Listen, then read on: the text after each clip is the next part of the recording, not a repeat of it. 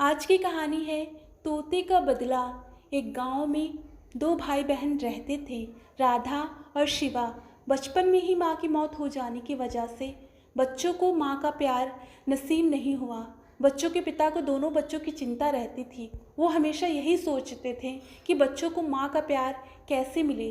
फिर एक दिन उन्होंने एक फैसला किया कि वो बच्चों को माँ का प्यार ज़रूर देंगे। इसीलिए उन्होंने दूसरी शादी करने का फैसला लिया और इस तरह राधा और शिवा को नई माँ मिल गई। शुरुआत में सौतेली माँ का व्यवहार बच्चों के लिए अच्छा रहा, लेकिन धीरे धीरे उसके व्यवहार में परिवर्तन आने लगा।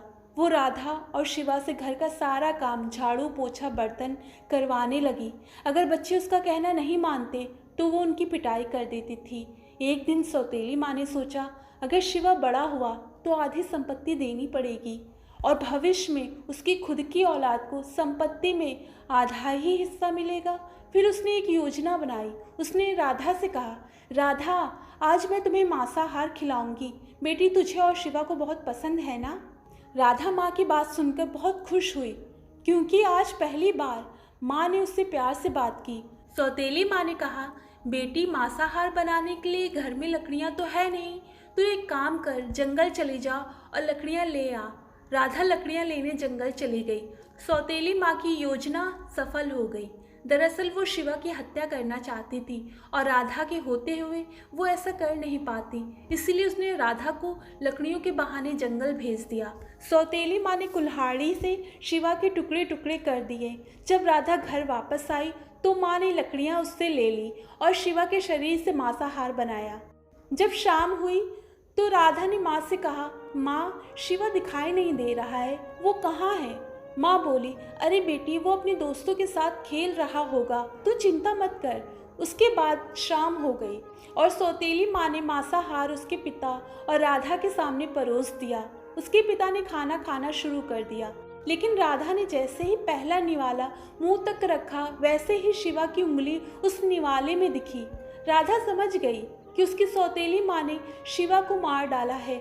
जब सब खाना खा चुके तो राधा ने शिवा की हड्डियों को उठाया और गंगा नदी में बहा दिया और रोकर कहा, अम्मा ने काटा, बापू ने खाया प्यारे, बहिनी बेचारी गंग बहावा।